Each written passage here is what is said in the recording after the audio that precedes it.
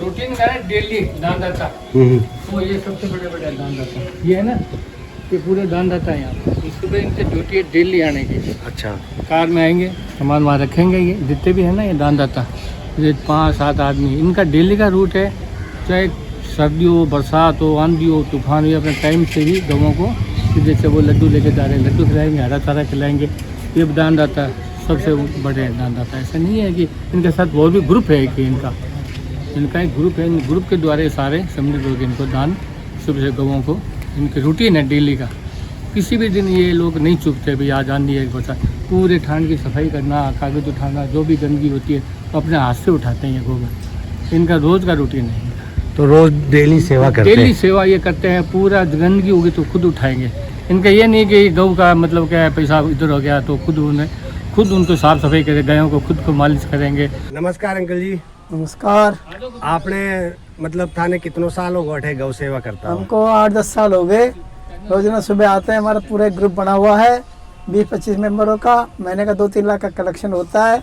उस समय सब्जी मंगाते हैं। सब्जी मंडी का भी एक मेंबर हमारे साथ मेंबर है, वहाँ से डेली सब्जी मंगाते हैं। कभी घिया, कभी तरबूज, कभी खीरा, मतलब कभी जो क्या विभिन्न प्रकार के जो वेजिटेबल आते हैं वो सारे के सारे आप मंगाते हैं। गौ सेवा में मंगाते हैं। तो अपने जैसे आज की जो युवा पीढ़ी है वो दिन बे दिन बदलती जा रही है उनकी, और कई युवा पीढ़ियों की सोच भी बदल रही है गौ के प्रति। तो उन लोगों के लिए आप क्या कहना चाहोगे? हमें चाहेंगे वो भी जितने अच्छा है, जितना वो जुड़े, उससे बेटर कोई क्या हो सकता है। गौ सेवा तो सबसे अच्छी सेवा है। गाय अपना दूध देती है। शुरू से आप देखो अपने कोई भी उसमें आश्रमों में सब में है भाई गौ सेवा करनी चाहिए। एक मैं आपसे एक सवाल और पूछूंगा। जैसे हमारे पुराने समय में जैसे हमको जैसे कामधेनु गैया थी, तो पुराने ऋषि मुनि जो भी थे वो गौ भक्त थे और उनसे कई प्रकार के गोधन प्राप्त होता था। जैसा कि हमें गोधन गोबर के रूप में, दूध के रूप में, गोमूत्र के रूप में, ऐसे कई प्रकार के प्रोडक्ट है जो हम बाज़ार में भी सप्लाई करते हैं। और अभी हमारे यहाँ जयपुर में गौ महाकुंभ का आयोजन भी हुआ और हमें विभिन्न प्रकार की चीज़ें देखने को मिली। तो उसके लिए आप क्या कहना चाहोगे कि जैसे हमारे जो राष्ट्र के विकास के लिए हमें क्या कदम उठाना चाहिए? गो प्रोडक्ट को ज़्यादा महत्व देना चाहिए या नहीं? बिल्कुल देना चाहिए। गाय का गोबर सबसे अच्छा है खाद के लिए, बजाय अपने कीटनाशक के दूसरी खाद आती है उससे बेटर। गौमूत्र भी लास्ट काम आता ही है। दूध तो सर्वोपरि है ही है। उसका घी अपने प्राचीन संस्कृति शुरू से ये चली आ रही है। ऋषि मुनि भी तपस्या करते थे, गाय रखते थे और वही संस्कृति चल रही है। उसी से हवन, उसी का घी, शुद्ध घी, शुद्ध गोबर, शुद्ध मूत्र, हर चीज़ में, रोग में, सब में सहायक है। इससे ज़्यादा और क्या बेटर मिलेगा। गौ सेवा सबसे अच्छी सेवा मानता हूँ मैं, तो करनी चाहिए। राधे गोविंदा मन भजले हरि का प्यारा नाम है। गोपाला हरि का प्यारा नाम है। नंदलाला हरि का प्यारा नाम है। बोल गौ माता की जय। जय जय गौ माता, जय गोपाल। जय गौ माता, जय गोपाल। जय गौ माता, जय गोपाल। तो आप लोगों से एक छोटा सा सवाल है। जैसे हमारे हिंदू राष्ट्र के अंदर गौ माता के प्रति लोग जागरूक हो रहे हैं। जैसे हम आए दिन देखते रहते हैं कि आज मतलब कहीं से मतलब जो ट्रक पकड़ते हैं ना, जो गौ तस्करी होती है उसके, हाँ, तो उसके लिए कई कदम उठाए जा रहे हैं और लोग बढ़ चढ़ कर हिस्सा भी ले रहे हैं। तो हमारे जीवन में गौ का क्या महत्व है? गौ माता का क्या महत्व है? बताओ। गौ माता या जीव सेवा कह लो, इससे बड़ी कोई भी सेवा नहीं है। कोई मंदिर, मस्जिद, गुरुद्वारा और तीर्थ गौ माता से बड़ा नहीं हो सकता, ये हमारा मानना है। तो सर आप ये बताइए, सबसे पहले तो आप अपना नाम बताइए कि हमारे जो मेरा नाम है और मैं पिछले वर्षों से यहाँ पर निरंतर आ रहा हूँ और जो हमसे बन रहा है वो सब कर रहे हैं। हम 1 घंटा रोज यहाँ पर दिखाते हैं। तो उस एक घंटे में आप क्या क्या मतलब काम करते हैं यहाँ गऊ के प्रति? हम लगभग 200 किलो सब्जी एवरीडे और पक्षियों को 2 से 2.5 किलो नमकीन एवरीडे डालते हैं। इसके अलावा लड्डू खिलाते हैं, रोटी खिलाते हैं गायों को, और यही सेवा हमारी होती है। प्रतिदिन होती है ये। और आपके साथ कौन कौन है आपके इस ग्रुप में? मेरे साथ हमारा 20 लोगों का ग्रुप है लगभग। माता सेवा के नाम से उनकी पहचान है और उसके मुखिया जी हमारे अशोक जी जैन। तो सर जी, आप हमारे जो आज अभी हमारे जयपुर में जो गो मतलब महाकुंभ हुआ और उसको मद्देनजर रखते हुए कई लोग है ना गौ माता के प्रोडक्ट भी लेके आए थे जो हमको देखने को मिले और हमको मतलब नई पहचान मिली, क्योंकि दिवाली आने वाली है।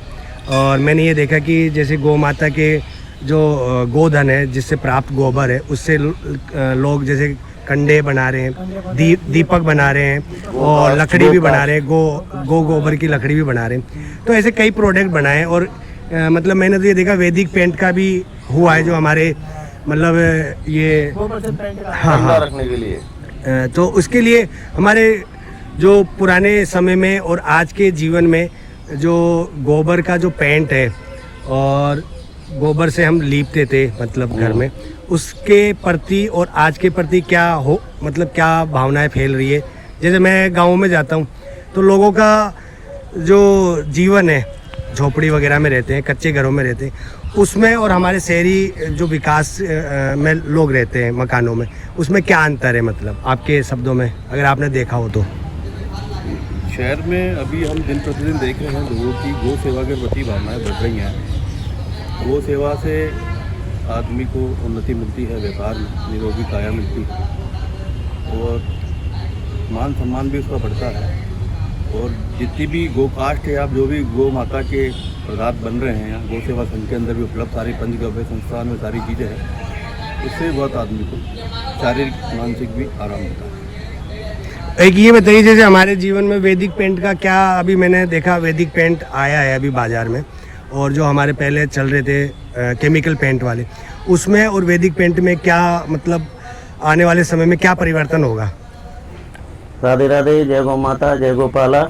भाइयों, गौ माता राष्ट्र माता है, और गौ सेवा नारायण सेवा है। और गौ सेवा से बढ़कर शायद भगवान श्री कृष्ण ने गीता में उपदेश दिया है कि जिसने गौ सेवा कर ली वो डायरेक्ट साक्षात उसने मेरी सेवा कर ली। तो गौ सेवा नारायण सेवा से निहित है।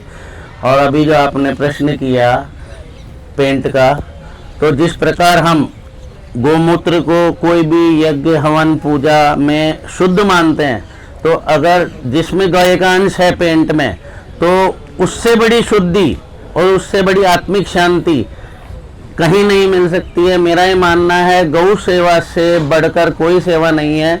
और हमारा ग्रुप है गौ माता सेवार्थ ग्रुप, जो कि दुर्गापुरा गौशाला में है। उसके मुख्य संयोजक हैं अशोक जी जैन, जो भी हमारे साथ अभी यहाँ पर नहीं है, वो काउंटर पे हैं।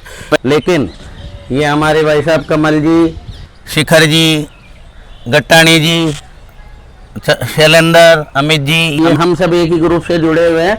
और हम निरंतरता से काफ़ी लंबे समय से गौ सेवा में निहित हैं। और गौ माता का आशीर्वाद इतना फलता फूलता है। मैं तो सभी से ये चाहूँगा कि जितना ज़्यादा से ज़्यादा हो वो गौ सेवा में जुड़े, और जो गौ हत्या हो रही है उसका तो कठोर से कठोर विरोध करें।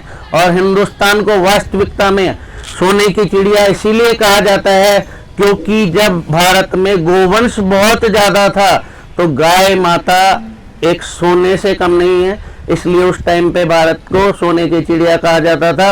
और मैं ये चाहूँगा वापस भारत हिंदुस्तान सोने की चिड़िया बने और गोवंश खूब ज़्यादा से ज़्यादा बढ़े। बोल गौ माता की जय। तो दोस्तों, मैं दो इन्होंने शब्द कहना चाहूँगा। माता देवकी ने जब कारागार से रिहा हुई, उसके बाद जब नंद भवन में थी, तो उन्होंने कान्हा से पूछा, रे कान्हा तू बता मोकू तो ही प्यारो कौन जगत में सबसे। तो भगवान ने कहा, माता क्यों दुविधा में डाले, मुझे तो सारो जगत ही प्यारो है, तुम सब तो मेरे अपने हो। बोले नहीं, तो बताए परी तो को प्यारो कौन। तब बोले, सुन मेरी मैया मोए प्यारी मेरी गैया। बोल गौ माता की। दूसरी भाषा भी आ गई ना आपके पास। ब्रज भाषा में लो जरा। शैलेंद्र भैया हैं। 3 बजे उठते हैं, 1 बजे फ्री होते हैं। तो शैलेंद्र जी, आपने अभी इन्होंने अपने अपने विचार व्यक्त किए, और इन विचारों से मेरे को एक ही समझ में आया कि हमारा जो राष्ट्र है वो गो राष्ट्र होना चाहिए, जैसे सभी की पुकार है। और गो के प्रति सभी को जागरूक होना चाहिए। और एक मैं ये कहना चाहता हूँ कि जैसे आप कई सालों से सेवा कर रहे हैं, जैसे कि आपकी पूरी टीम ने बताया, तो उससे मतलब मनुष्य का जीवन कैसे परिवर्तन हो सकता है, मनुष्य के जीवन में क्या प्रभाव पड़ सकता है कि हम अगर गो सेवा करें तो? देखो भाई साहब, मैं आपको ये बात बताना चाहूँगा कि गाय की सेवा करने से जीवन में जितने भी आपके द्वंद है ना, वो अपने आप दूर हो जाते हैं। गाय आपके भाग्य की रेखा भी बदल देती है। अगर आप निश्चिंत हो जाओगे, गाय की सेवा करोगे, तो सब चीज़ों से, सब व्याधि बीमारी सब आपसे 5 किलोमीटर दूर रहेगी। नहीं, ये वास्तविकता है और ये हमारा पूरा ग्रुप एक्सेप्ट करता है कि गौ सेवा से आपका जीवन बदल सकता है और बदलता है। जो भी मैं कह रहा हूँ, ये एक एक चीज, मेरे शब्द जो मैं कह रहा हूँ, ये मैंने खुद ने स्वयं ने अनुभव किया हुआ है कि मैं गौ सेवा से पहले मैं कहाँ था, आज मैं कहाँ हूँ। मतलब आपके जीवन में कहीं ना कहीं जो परिवर्तन का कारण है, गाय का आशीर्वाद है, गाय और परिवर्तन भी पॉजिटिवनेस में आता है, नेगेटिवनेस खत्म होती ही जाती है। बिल्कुल जीवन पॉजिटिव एकदम हो जाता है, मतलब नेगेटिव तो खत्म ही हो मेरा जाता जीवन है। गौ सेवा से ही बदला है, मैं इतना ही कहना चाहूँगा। हम सभी का जीवन गौ सेवा से बदला है। तो और मैं तो सभी को ये प्रेरणा दूंगा कि ज्यादा से ज्यादा गौ सेवा करें और फिर स्वयं इस सेवा का अनुभव ले, तो अपने आप सभी को आभास हो जाएगा कि गौ सेवा से बड़ी कोई सेवा नहीं है। एक हमारे लिए तो वो सुबह सुबह ही नहीं है जिस दिन हम गौ सेवा करने के लिए नहीं आए।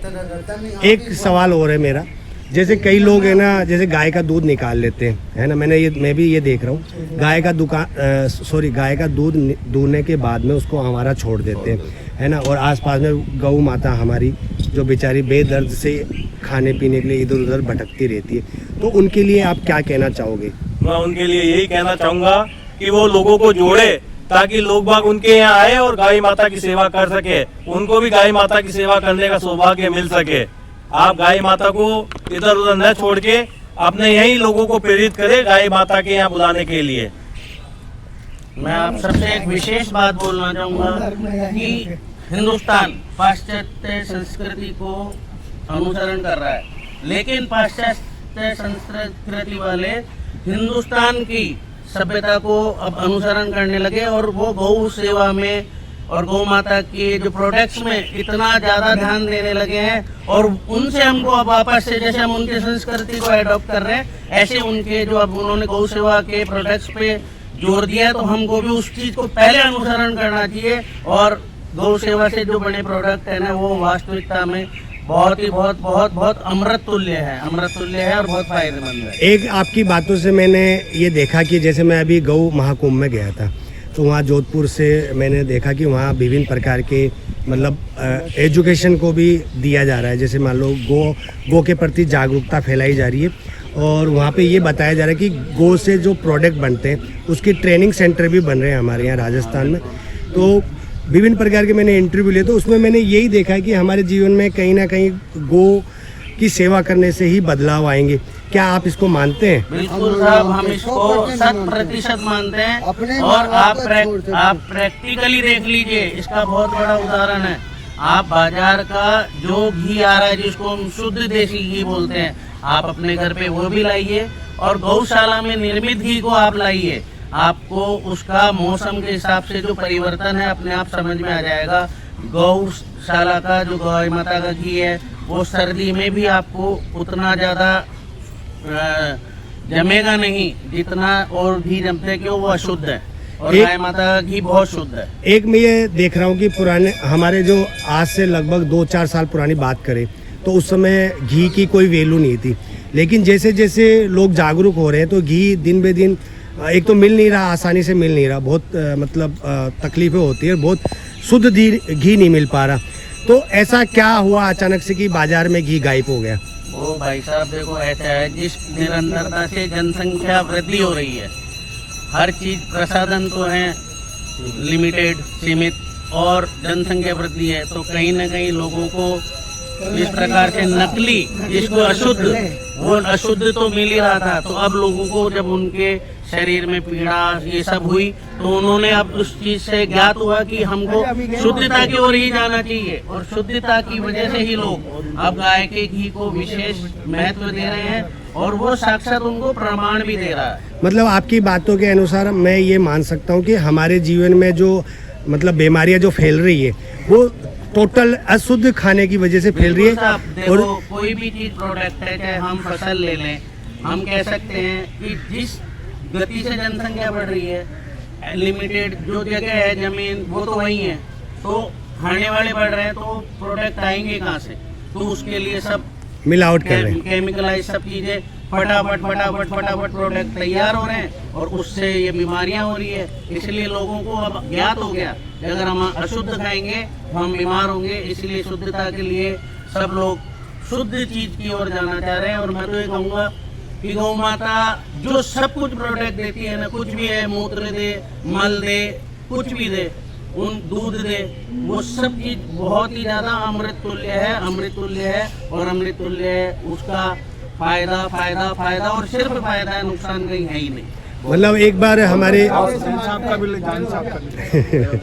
एक इनको दो सर एक बहुत बहुत धन्यवाद है कि आज जिस तरह से अपनी बात हुई थी कि राजस्थान गौ सेवा संघ की जो एक्टिविटीज हो रही है उस पर अपन थोड़ा कवरेज करेंगे। लेकिन जो ये बता रहे थे कि हमारे यहाँ आज जो गौ संचालकों की वजह से ये जो प्रेरणादायक स्रोत है, जो हमारे मोटिवेशन के हम वीडियो बना रहे हैं, तो उसके प्रति आपके क्या विचार है गौ माता के प्रति? देखिए, मैं यहाँ पर राजस्थान गौ सेवा संघ में लगभग 40 साल से जुड़ा हुआ हूँ और मैं यहाँ पर अभी प्रशासनिक सचिव हूँ। मैं लगातार थार पारकर नस्ल पर काम कर रहा हूँ और हमारी 13 गौशालाएं राजस्थान में जो संचालित हो रही है उसका भी निर्देशन हम यहाँ से ही करते हैं। भारत की अर्थव्यवस्था को अगर आप अध्ययन करेंगे तो कृषि और गौपालन ये दो ही चीज़ें मुख्य थी और हम जो है इससे भटक कर वो चीज़ें जो है करने लगे, प्रकृति के साथ छेड़छाड़ करने लग गए, पर्यावरण से छेड़छाड़ करने लग गए, गौमाता से छेड़छाड़ करने लग गए। तो इसके परिणाम हम सब लोग भुगत रहे हैं और अधिकतर अपन ये देख रहे हैं कि जो फर्टिलाइज़र मेन जो है हमारे स्वास्थ्य पर जो नुकसान पहुंचा रहा है वो है केमिकल फर्टिलाइज़र। तो हम लोग अगर प्रयास करें, सब लोग मिलकर प्रयास करें कि हम जो है ऑर्गेनिक की तरफ जाने लगे। विदेशों में अब ऑर्गेनिक का प्रचलन हो रहा है और हम लोग जो है पेस्टिसाइड और केमिकल फर्टिलाइज़र की तरफ जाकर और हम जो है हमारे शरीर को हार्म पहुंचा रहे हैं। एक आपकी आपका देखा होगा, एक आपकी बात से मैंने मतलब एक सवाल मेरे दिमाग में आया। जैसे मैंने अभी आपने बोला कि हमारे यहाँ जो विदेशी है वो हमारी संस्कृति अपना रहे और हम इस हमारी संस्कृति से दूर होते जा रहे हैं। मैंने देखा कि जैसे हमारे यहाँ से जो प्रोडक्ट बनता है वो हमारे देश में कम और विदेश में ज़्यादा यूज हो रहा है। तो उनको कहीं ना कहीं हमारी संस्कृति के बारे में जो गुप्त बातें थी वो कहीं ना कहीं तो पता चली है। जब तो सही है, बिल्कुल सही है। आप देखो, मैं आपको बताऊं कि इंसान आर्थिक हो गया और जहाँ पैसा अधिक मिलता है वहाँ पर वो भेजता है। ये एक हमारे शरीर में या हमारे आत्मा में या हमारे जहन में ये चीज़ें आ गई है कि मुझे वहाँ पर पैसा ज़्यादा मिल रहा है। तो ये शुद्ध चीज़ें जो है उसका अगर मुँह मांगा हम लोग भी पैसा देने लगेंगे तो वो प्रोडक्ट यहीं मिल जाएंगे। और धीरे धीरे आपने देखा होगा कि जो शुद्ध चीज़ें हैं उनकी मांगें बढ़ी है। आज गाय का घी 2,500 रुपये किलो गौ-बाग लेने के लिए तैयार है। गौमूत्र जिसको समझा है लोगों ने कि गाय के मूत्र में, देसी गाय के मूत्र में गोल्ड है, आयुर्वेद के सिद्धांतों को मानते हुए गौमूत्र ऊंची कीमत पे बिकने लगा है। लेकिन हमें प्रचार प्रसार की ज़रूरत है और वो लगातार आप लोग जो मीडिया वाले हैं वो लगातार अगर इस तरह का प्रयास करें कि जो है जैविक खेती और गोपालन, अगर इस और सब लोग ध्यान देंगे तो निश्चित है कि हमारी जो है आने वाले समय में संस्कृति और हमारे बच्चे जो है स्वस्थ होंगे। आपने देखा होगा पैदा होते ही डायबिटीज जैसी बीमारियां या वो क्या है हमारे खान पान में, तो उनको हमें सुधारने के लिए लगातार प्रचार प्रसार की ज़रूरत है। और आप जो मीडिया प्रेमी हैं वो इसको लगातार प्रसारित करें। कुछ कमियां जो रहती है उनको उजागर करने के बनस्पत है कि इसके प्रचार प्रसार पे ध्यान दें और सुधार की ओर ध्यान दें। एक मैं आपसे एक छोटा सा सवाल, लास्ट सवाल ये पूछूंगा कि जैसे मैंने अभी मतलब मैं पिछले 5 साल से ग्रामीण क्षेत्र में काम कर रहा हूँ, तो मेरे को ये पता चला कि शहरी जो जीवन है और जो ग्रामीण जीवन में उसमें एज डिफरेंट है। मतलब कहीं ना कहीं उम्र का फ़र्क है। जैसे कि शहर का व्यक्ति को हम देखें औसत आयु माने तो लगभग 65 से 60 इतनी हो गई और कई जटिल बीमारियों से वो ग्रस्त होने की वजह से मतलब समय से पहले ही मोक्ष को प्राप्त हो जाता है। तो उसके लिए आप क्या कहना? मेजर इशू है कि वो प्रकृति के साथ जुड़ा हुआ है, हम लोग नहीं जुड़े हुए। शहर के लोग प्रकृति को अभी पूरी तरह से हम समझने में असफल है। वो सीधा जो है मोटा अनाज खाता है। हमारे देश में अब मोटे अनाज के लिए प्रचार प्रसार हुआ तो शहर में थोड़ा बहुत खाने लगे, उसके लिए भी ये कहते हैं कि साहब स्वाद नहीं आ रहा। तो बहुत सारी चीज़ें हमें समझना पड़ेगा, हमें हमारे शरीर को बचाना है या हमें लंबी आयु पानी है तो प्रकृति के साथ जुड़ना पड़ेगा। एक मैं आज से लगभग 3 साल पहले ढिंडोरी जिले में हमारे जो लहरी बाई थी, जिनको राष्ट्रपति से सम्मानित घोषित किया गया था, उनके घर जाके मैं देखा, उनके क्षेत्र में जाके मैं देखा था, वहाँ मोटे अनाज को ज़्यादा महत्व दिया जाता है। जैसे मोटे अनाज में हम मान सकते हैं चावल हो गया, दाल हो गई, मक्का हो गई, जो बिल्कुल जो प्रकृति से शुद्ध जो प्राप्त होता है, वो बिल्कुल यहाँ तो रहा नहीं। राजस्थान में बहुत ही कम मतलब कम समय में ज़्यादा आवक करने की चीज़ें चल रही है, जो कई प्रकार के हमारे रासायनिक प्रयोगों का इस्तेमाल किया जा रहा है, फसलों से छेड़छाड़ किया जा रहा है, जैसे कि आपने बताया। तो उसके आने वाले दुष्परिणाम क्या हो सकते हैं हमारे जीवन में और हमारे स्वास्थ्य में? सबसे पहली बात तो अपन ये देख रहे हैं कि आजकल बच्चे जन्मते ही बीमार हैं, तो ये एक बहुत बड़ा दुष्परिणाम है कि हमें जो है आगे जाके यंगर्स जो हमारे होने चाहिए अच्छे, जिसको अपन यंग इंडिया कहते हैं, वो कमज़ोर हो जाए। दूसरी बात यह है कि हमें जो है इस ओर बिल्कुल ध्यान देना चाहिए कि हम प्रकृति से जुड़ें। प्रकृति में जिस तरह का अभी राजस्थान में क्या है, राजस्थान में आपको बाजरा मिल जाता है, मक्का मिल जाता है, जौ मिल जाता है, तो इन अनाजों का उपयोग करें। तो आपकी मतलब कुल मिला के बात ये है कि मोटा अनाज जितना खा सके उतना खाए, क्योंकि देखो मैं मेरी बात कर लूँ, हमारे समय में जैसे हमारे मम्मी जी थी, हमारी दादी जी थी, हमें जैसे मान लो मतलब जौ की राबड़ी हो गई है ना, मक्के की राबड़ी हो गई, समय समय पे सर्दियों पे अलग राबड़ी होती थी, गर्मी में अलग राबड़ी होती थी। लेकिन अब जो जनरेशन है वो मतलब कहीं पे भी खाना जो होता है, जैसे खड़ा खाना जिसे कहते हैं, गार्डनों में भी हम जाते हैं देखते हैं, तो वहाँ आजकल तो देखो लोग है ना चपाती की तरफ ज़्यादा जा रहे हैं। जो जितने भी होते हैं केमिकल युक्त जो प्रोडक्ट हो गए उसके प्रति तो जागरूक हो ही गए। उसके अलावा जो देसी खाना है उस पर ज़्यादा भीड़ लगी रहती है। तो उसका कारण तो यही है कि कहीं ना कहीं हमारे शरीर में, हमारे लोगों में बदलाव हुआ है। बिल्कुल, जितना अपना प्रचार प्रसार हुआ है, जितना प्रचार प्रसार हुआ है उसमें अभी बहुत ज़्यादा आवश्यकता है। अभी कुछ लोग अवेयर हैं, लेकिन फिर भी हमारे बच्चे जो है वो स्टॉलों पे खड़े रहते हैं और बर्गर पिज़्ज़ा की तरफ ध्यान देते हैं। तो उनको सुधारना है। बड़ा आदमी तो समझता है, सुधरता है, लेकिन हम लोगों को जो बड़े हैं उनको अपने वंशज को या बच्चों को इनको सुधारना पड़ेगा कि इससे कोई लाभ होने वाला नहीं है, इससे बल्कि खराबी होगी। आप जो है अच्छे अनाज को खाएं, क्योंकि आप भी देखते हैं हम कि बच्चे जो है वो मोटे अनाज को खाना पसंद नहीं करते हैं। तो वो हम बचपन से ही आदत डालेंगे, तभी इस पे सक्सेस हो पाएंगे। बहुत बहुत धन्यवाद, आपने गौ के प्रति इतनी जागरूकता फैलाई।